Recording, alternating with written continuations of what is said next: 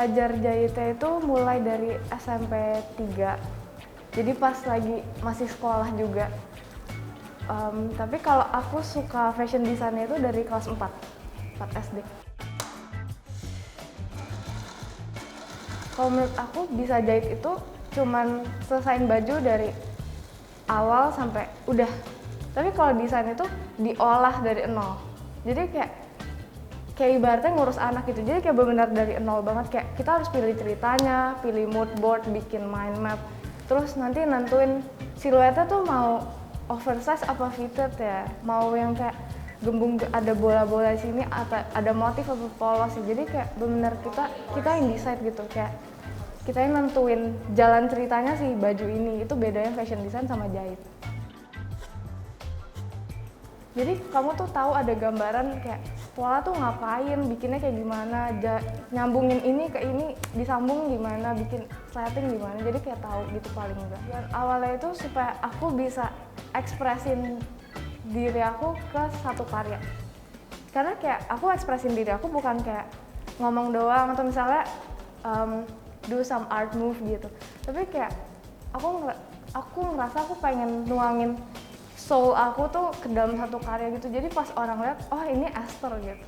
Kayak mau ngerasa gitu ada jiwa aku di karya yang aku bikin. Jadi gitu sih. Tapi sejauh ini aku masih progres supaya bisa lebih kebaca kayak oh ini Esther punya gitu. Cuman sejauh ini sih udah sampai kalau menurut aku. Tapi masih belajar.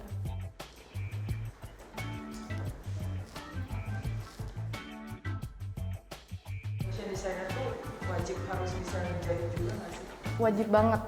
Kayak karena kalau takutnya sih kayak kalau misalkan nggak bisa jahit ditipu gitu loh kayak sama tukang jahitnya kayak nanti kamu diketok kalau nggak gimana. Terus misalkan ada teknik yang lebih susah, paling nggak kita bisa bikinnya gitu. Yang misalkan ternyata belum ada terus tiba-tiba kepikiran pengen bikin kayak gitu.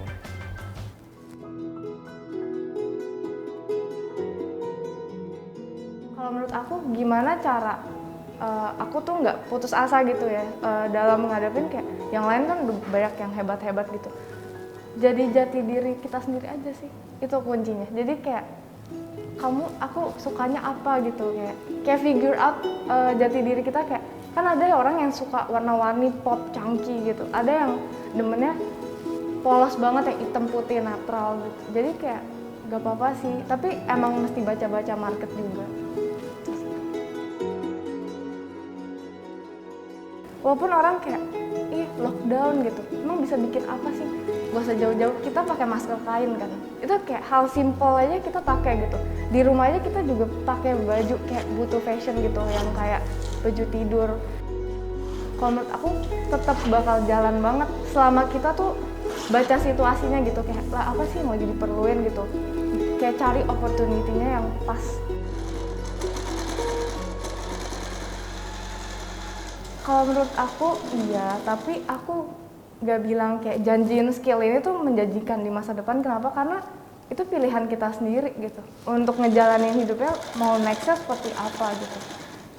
Banyak orang yang ekspektasinya kayak gede gitu ya. Maksudnya lulus dari sini, gue pasti sukses dengan penghasilan segini gitu. Tapi kayak sedangkan kita tuh sebenarnya harus mulai dari step kecil.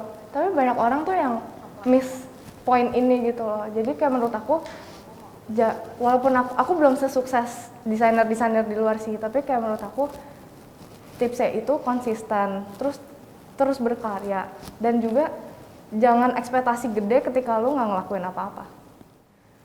Kayak aku tuh benar-benar rela berkorban waktu, terus kayak tenaga, uang juga termasuk sih. Jadi kayak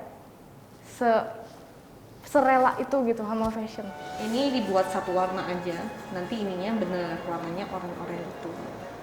Jadi intinya ini dijadiin panjang lalu bener ininya sama, cuma dipanjangin aja. Maksudnya kalau aku perhatiin banyak sih yang berhasil sukses kayak Anna Avanti, satu bajunya 100 juta. Jadi kayak tapi tergantung kayak bisa aja aku ternyata jadi content creator bukan desainer, tapi kayak content creator kan bahas fashion gitu. Jadi aku nggak masalah sih kayak apapun jalannya, yang penting kayak aku tetap ngerjain di bidang fashion design. Semoga fashion designer di Indonesia itu lebih dihargain dan dihormatin. Jadi jangan dipandang sebelah mata sih.